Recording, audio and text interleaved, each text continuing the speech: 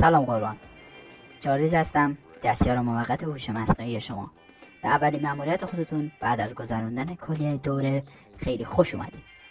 مقصد مأموریت شما جزیره هیون کوبا.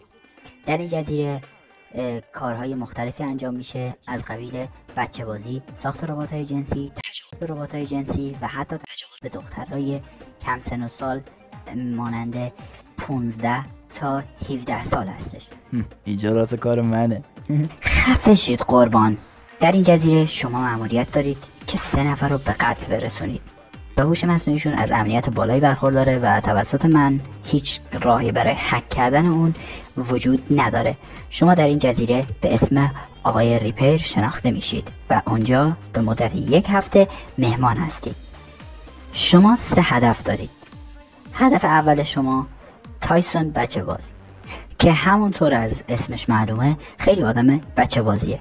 دومین هدف شما خاله وتروا که مسئولیت جور کردن دخترای بد جزیره رو داره و همینطوری که در تصویر می‌بینید داره مشتری برای جزیره جور میکنه. هدف سوم شما استیون بچه خوشگل که همونطوری که از قیافش معلومه خیلی آدم بچه خوشگلی است. استیون تمام سوخت و ساز بدنش توسط هوش مصنوعی جزیره کنترل میشه، پس بهتره که اولین هدف شما نباشه، چون سریعا تمامی سیستم‌های خطر به صدا در میان و شما همونجا به چخ میرید دیگه.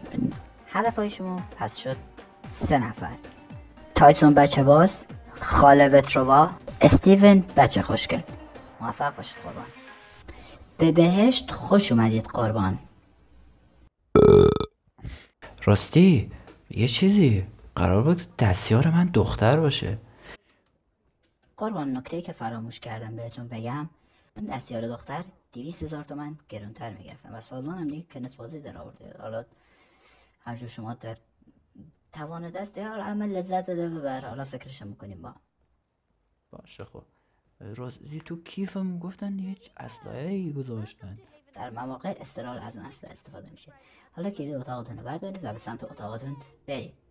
سبب بخیر قربان. چاکرم، مخلصم. قربان، اتاقتون از این سمت نیست که؟ آره داداش، من یه پلنی دارم. اون برج اولو دیدی؟ خب میخوام برم بالای اون برج. اوه حاجی نگهبان داره. حالا بذار شاید خر شدن گذاشتن من برم تو. صبر کن. قربان شما اجازه ورود ندارید، بفرمایید. ای بابا، جایی وجود نداره واسه من که بخوام بگن. راستی پراید امروز چند بود؟ 350 میلیون قربان. 350 میلیون؟ حل خب بذار اینا رو بکشیم. پول مأموریت چقدره؟ میارزه این همه آدم بکشم واسهش؟ 500,000 تومان قربان. 500,000 تومن؟ لاشی حداقل پول دیگه اینه که میکشم و بدید. پول اصلا هدف اصلی ها رو نمیخواد. قربان شما دارید به سیستمشون نفوذ میکنید، اینا بفهمن گزارش میدن ها. به من مربوط نیست، من کار خودم. بابا من چرا تو کمد قایم میشم حالا؟ خب وقت بالا رفتن، البته بالا رفتن برج نه، چند نفر دیگه از مامورا موندن. خب با گفتگو حل شد. حالا من اسنایپمو بردارم. قربان شما دارید از داستان مأموریتتون دور میشید. میدونم اینو، ولی طبق تحقیقاتی که انجام دادم خاله وتروایی دوست داره بیشتر مواقع توی محوطه جزیره دور بزنه. قربان مگه شما کی اینجا بودید؟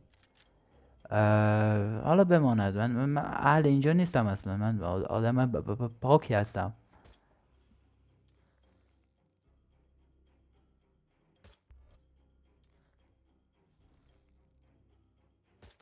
اون وتروا. حالا سراغ این بچه خوشگله. این هم بچه خوشگل. ببین طبق تحقیقی که من یه واسطی دارم اینجا، چند وقت میاد اینجا، حالا بماند که کیه، دوستمه. طبق تحقیقی که کردم گفت که همین آقای بچه باز بیشتر وقتشو تو دستشویی میگذاره چون همیشه اسهاله. اوکی؟ حالا برای که حلش کنیم یه تیر تو شیشه میزنیم که شیشه بازه، یه تیرم میزنیم تو نگهبان روبروش. مرگ اهداف تایید شد قربان. پول به حساب شما واریز شد. خب واسه 500,000 تومن 3 نفر کشتم، انصاف نیست به قرآن. این کیف سامسونت مال من باشه؟ سگ خورد قربان، مال شما.